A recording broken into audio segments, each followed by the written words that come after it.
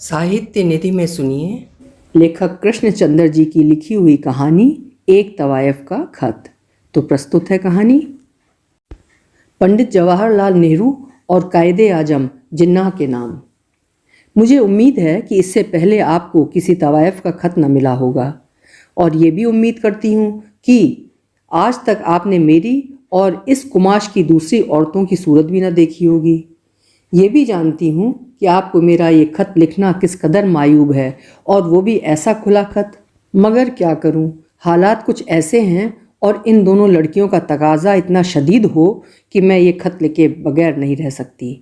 ये खत मैं नहीं लिख रही हूँ, ये खत मुझसे बेला और बतूल लिखवा रही हैं। मैं सिद्दक़े ए दिल से माफ़ी चाहती हूँ अगर मेरे खत में कोई फ़िक्रा आपको नागवार गुज़रे, उसे मेरी मजबूरी पर महमूल कीजिएगा। बेला और बतूल मुझसे एक खत क्यों लिखवा रही हैं? ये दोनों लड़कियां कौन हैं और उनका तकाजा इस कदर शदीद क्यों है? ये सब कुछ बताने से पहले मैं आपको अपने मुत्तलिक कुछ बताना चाहती हूँ। घबराइए नहीं, मैं आपको अपनी घिनौनी ज़िंदगी की तारीख से आगाह नहीं करना चाहती। मैं ये भी नहीं बताऊँगी कि मैं कब और किन हालात में तवाइफ बनी। मैं किसी शरीफाना जज्बे का सहारा लेकर आपसे किसी झूठे रहम की दरख्वास्त करने नहीं आई हूँ। मैं आपके दर्द मंदे दिल को पहचान कर अपनी सफाई में झूठा अफसाना मोहब्बत नहीं गढ़ना चाहती। इस खत के लिखने का मतलब ये नहीं है कि आपको तवाइफियत के इसरारो रमूज से आगाह करूँ। मुझे अपनी सफाई में कुछ नहीं कहना है। मैं सिर्फ अपने मुताल्लिक चंद ऐसी बातें बताना चाहती हूँ जिनका आगे चलकर बेला और बतूल की ज़िंदगी पर असर पड़ सकता है। आप लोग कई बार बम्बई आए होंगे। जिन्ना साहब ने तो बम्बई को बहुत बार देखा है, मगर आपने हमारा बाजार काहे को देखा होगा? जिस बाजार में मैं रहती हूँ वो फारस रोड कहलाता है। फारस रोड ग्रांट रोड और मदनपुरा के बीच में वाक़ है। ग्रांट रोड के इस पार लेमिंगटन रोड और ओपरा हाउस और चौपाटी मैरीन ड्राइव और फोर्ट के इलाके हैं जहाँ बम्बई के शुरफा रहते हैं। मदनपुरा में इस तरफ गरीबों की बस्ती है। फारस रोड इन दोनों के बीच में है ताकि अमीर और गरीब इससे यकसां मुस्तफ़ीद हो सकें।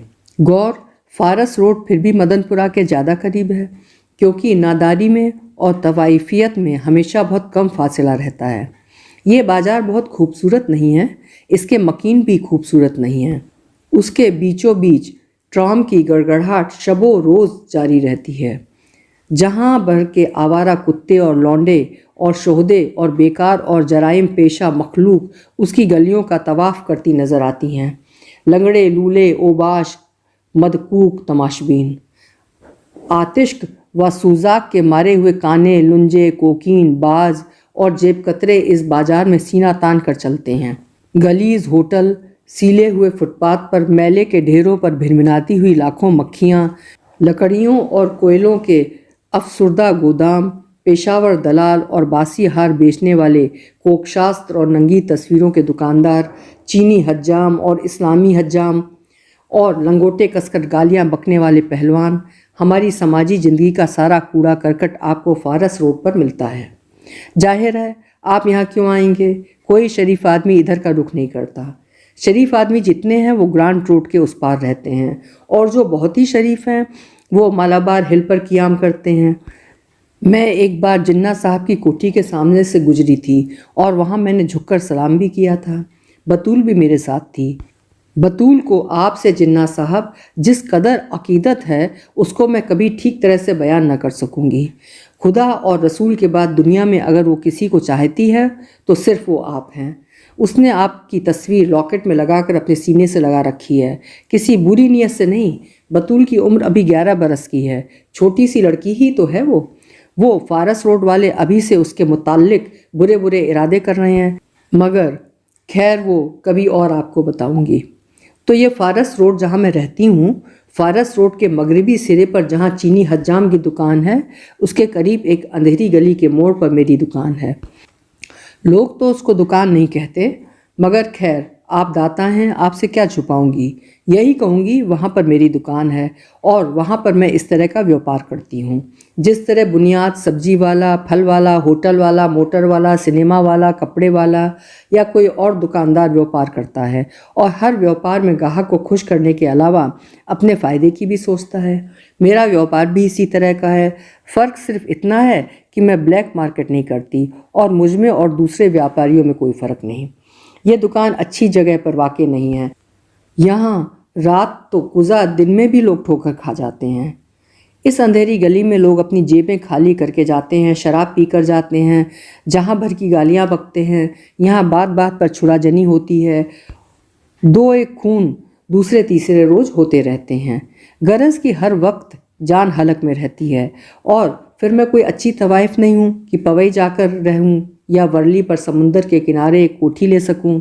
मैं एक बहुत ही मामूली दर्जे की तवाइफ हूँ और अगर मैंने सारा हिंदुस्तान देखा है और घाट घाट का पानी पिया है और हर तरह के लोगों की सोहबत में बैठी हूँ, लेकिन अब 10 साल से इसी शहर बम्बई में इसी फारस रोड पर इसी दुकान में बैठी हूँ और अब तो मुझे इस दुकान की पगड़ी भी 6,000 रुपये तक मिलती है। हालांकि ये जगह कोई इतनी अच्छी नहीं। फ़िज़ा मुअत्तिन है, कीचड़ चारों तरफ फैली हुई है, गंदगी के अंबार लगे हुए हैं और खारिश ज़दा कुत्ते घबराए हुए ग्राहकों की तरफ काट खाने को लपकते हैं। फिर भी मुझे इस जगह की पगड़ी 6,000 रुपये तक मिलती है। इस जगह मेरी दुकान एक मंजिला मकान में है। इसके 2 कमरे हैं। सामने का कमरा मेरी बैठक है, जहाँ मैं गाती हूँ, नाचती हूँ, ग्राहकों को रिझाती हूँ। पीछे का कमरा बावर्ची खाने और गुसल खाने और सोने के कमरे का काम देता है। यहाँ एक तरफ नल है, एक तरफ हंडिया है और एक तरफ बड़ा सा पलंग है और इसके नीचे एक और छोटा सा पलंग है और इसके नीचे मेरे कपड़ों के संदूक हैं। बाहर वाले कमरे में बिजली की रोशनी है, लेकिन अंदर वाले कमरे में बिल्कुल अंधेरा है। मालिक मकान ने बरसों से कलई नहीं करवाई, ना वो करवाएगा। इतनी फुर्सत किसे है। मैं तो रात भर नाचती हूँ, गाती हूँ और दिन को वहीं गाँव तकिए पर सर टेक कर सो जाती हूँ। बेला और बतूल को पीछे का कमरा दे रखा है। अक्सर ग्राहक जब उधर मुंह धोने के लिए जाते हैं तो बेला और बतूल फटी फटी निगाहों से उन्हें देखने लग जाती हैं। जो कुछ उनकी निगाहें कहती हैं, मेरा ये खत भी वही कहता है। अगर वो मेरे पास इस वक्त ना होती तो ये गुनहगार बंदी आपकी खिदमत में गुस्ताखी ना करती। जानती हूँ दुनिया मुझ पर थू थू करेगी। शायद आप तक मेरा ये खत भी ना पहुँचेगा, फिर भी मजबूर हूँ। ये खत लिख के रहूँगी कि बेला और बतूल की मर्ज़ी यही है। शायद आप कियास कर रहे हों कि बेला और बतूल मेरी लड़कियाँ हैं। नहीं, ये गलत है। मेरी कोई लड़की नहीं है। इन दोनों लड़कियों को मैंने बाज़ार से ख़रीदा है, जिन दोनों हिंदू मुस्लिम फसाद जोरों पर था और ग्रांट रोड, फारस रोड, मदनपुरा पर इंसानी खून पानी की तरह बहाया जा रहा था। उन दिनों मैंने बेला को एक मुसलमान दलाल से 300 रुपये के एवज में ख़रीदा था। ये मुसलमान दलाल उस लड़की को दिल्ली से लाया था, जहाँ बेला के माँ बाप रहते थे। बेला के माँ बाप रावलपिंडी में राजा बाजार के अकब में पुंछ हाउस के सामने की गली में रहते थे। मुतवस्सित तबके का घराना था। शराफत और सादगी घुट्टी में पड़ी थी। बेला अपने माँ बाप की इकलौती बेटी थी और जब रावलपिंडी में मुसलमानों ने हिंदुओं को तहे तेग करना शुरू किया, उस वक्त 4ठी जमात में पढ़ती थी।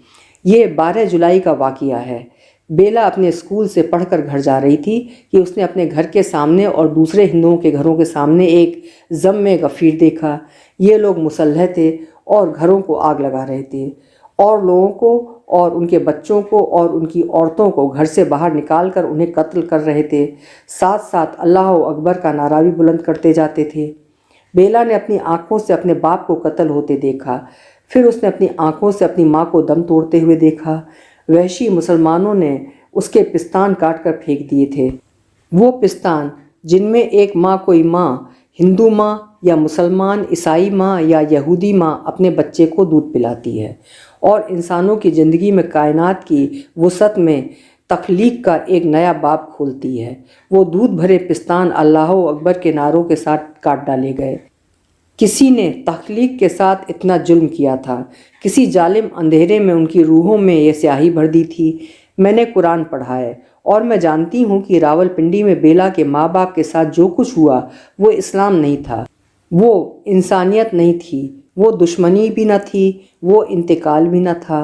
वो एक ऐसी सआदत, बेरहमी, बुज़दिली और शीतनत थी जो तारीख के सीने से फूटती है और नूर की आखिरी किरण को भी दागदार कर जाती है। बेला मेरे पास है। मुझसे पहले वो दाढ़ी वाले मुसलमान दलाल के पास थी। बेला की उम्र 12 साल से ज़्यादा नहीं है और वो चौथी जमात में पढ़ती थी। अपने घर में होती तो आज 5वीं जमात में दाखिल हो रही होती। फिर बड़ी होती तो उसके माँ बाप उसका ब्याह किसी शरीफ घराने के गरीब से लड़के से कर देते। वो अपना छोटा सा घर बसाती, अपने खाविंद से, अपने नन्हे नन्हे बच्चों से, अपनी घरेलू जिंदगी की छोटी छोटी खुशियों से। लेकिन उस नाजुक कली को बेवक्त खिज़ा आ गई। अब बेला 12 बरस की नहीं मालूम होती। उसकी उम्र थोड़ी है लेकिन उसकी ज़िंदगी बहुत बड़ी है।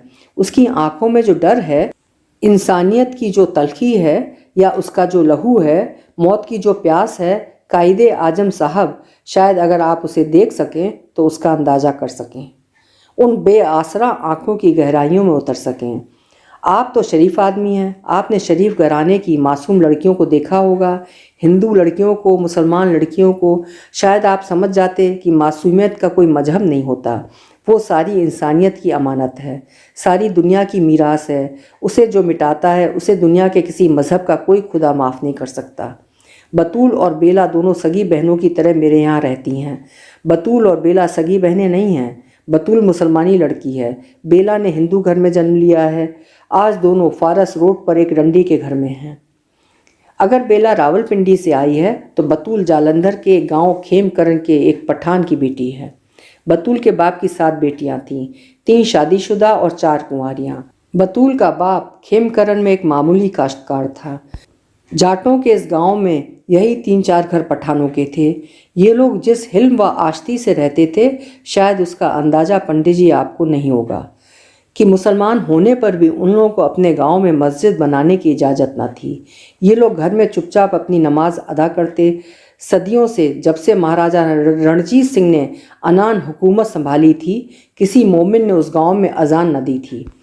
उनका दिल इरफान से रोशन था, लेकिन दुनियावी मजबूरियां इस कदर शदीद थीं और फिर रवादारी का ख्याल इस कदर गालिब था कि लबवा करने की हिम्मत ना होती। बतूल अपने बाप की चहेती लड़की थी, सातों में सबसे छोटी, सबसे प्यारी, सबसे हसीन। बतूल इस कदर हसीन है कि हाथ लगाने से मैली होती है।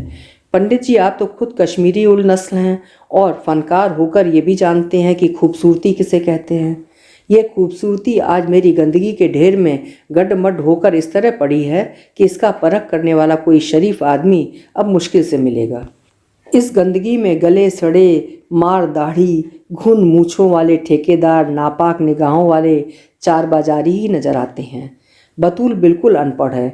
उसने सिर्फ जिन्ना साहिब का नाम सुना था। पाकिस्तान को एक अच्छा तमाशा समझकर उसके नारे लगाए थे, जैसे 3-4 बरस के नन्हे बच्चे घर में इंकलाब जिंदाबाद करते फिरते हैं। 11 बरस की ही तो है वो अनपढ़ बतूल, जो चंद दिन हुए मेरे पास आई है। एक हिंदू दलाल उसे मेरे पास लाया था। मैंने उसे 500 रुपये में ख़रीद लिया। इससे पहले वो कहाँ थी ये मैं नहीं कह सकती। हाँ, लेडी डॉक्टर ने मुझसे बहुत कुछ कहा है कि अगर आप उसे सुन लें तो शायद पागल हो जाएं। बतूल भी अब नीम पागल है। उसके बाप को जाटों ने इस बेदर्दी से मारा है कि हिंदू तहजीब के पिछले 6000 बरस के छिलके उतर गए हैं और इंसानी बर्बरियत अपने वहशी नंगे रूप में सबके सामने आ गई है। पहले तो जाटों ने उसकी आंखें निकाल लीं, फिर उसके मुंह में पेशाब किया, फिर उसके हलक को चीरकर उसकी ये आंतें तक निकाल डाली, फिर उसकी शादीशुदा बेटियों से ज़बरदस्ती मुंह काला किया। उसी वक्त उनके बाप की लाश के सामने रिहाना, गुलदरख्शां, मरजाना, सोहम, बेगम, एक एक करके वहशी इंसान ने अपने मंदिर की मूर्तियों को नापाक किया। जिसने उन्हें ज़िंदगी अता की, जिसने उन्हें लोरियां सुनाई थीं, जिसने उनके सामने शर्म और इज्जत से और पाकीज़गी से सर झुका दिया था, उन तमाम बहनों, बहुओं और माँओं के साथ जना किया।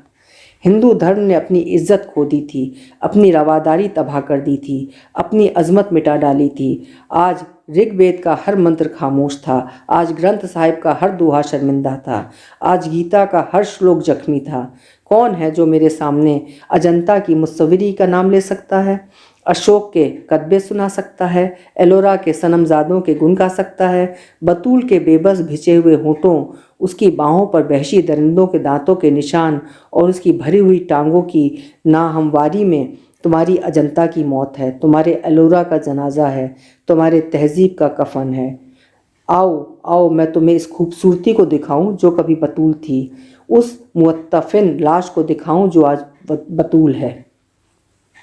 जज्बे की रौ में बहकर मैं बहुत कुछ कह गई। शायद ये सब मुझे ना कहना चाहिए था। शायद इसमें आपकी सुबकी है। शायद इससे ज़्यादा नागवार बातें आपसे अब तक किसी ने ना की हों, ना सुनाई होंगी। शायद आप ये सब कुछ नहीं कर सकते, शायद थोड़ा भी नहीं कर सकते।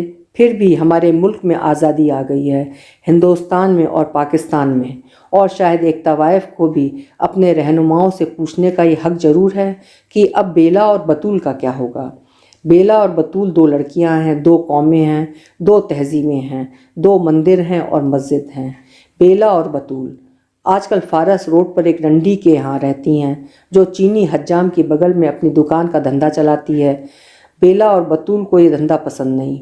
मैंने उन्हें ख़रीदा है। मैं चाहूँ तो उनसे एक काम ले सकती हूँ, लेकिन मैं सोचती हूँ मैं ये काम नहीं करूँगी जो रावलपिंडी और जालंधर ने उनसे किया है। मैंने उन्हें अब तक फारस रोड की दुनिया से अलग थलग रखा है। फिर भी जब मेरे ग्राहक पिछले कमरे में जाकर अपना मुंह हाथ धोने लगते हैं, उस वक्त बेला और बतूल की निगाहें मुझसे कहने लगती हैं, मुझे उन निगाहों की ताब नहीं। मैं ठीक तरह से उनका संदेशा भी आप तक नहीं पहुंचा सकती हूँ। आप क्यों ना खुद उन निगाहों का पैगाम पढ़ लें। पंडित जी, मैं चाहती हूँ कि आप बतूल को अपनी बेटी बना लें।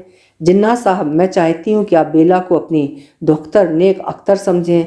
ज़रा एक दफ़ा उन्हें इस फारस रोड के चंगुल से छुड़ा के अपने घर में रखें और उन लाखों रूहों का नोहा सुनें। ये नोहा जो नवाखाली से रावलपिंडी तलक और भरतपुर से बम्बई तक गूंज रहा है। क्या सिर्फ गवर्नमेंट हाउस में इसकी आवाज़ सुनाई नहीं देती? ये आवाज़ सुनेंगे आप? आपकी मुखलिस फारस रोड की एक तवाइफ। अभी आप सुन रहे थे कृष्णचंद्र जी की लिखी हुई एक कहानी, एक तवाइफ का खत।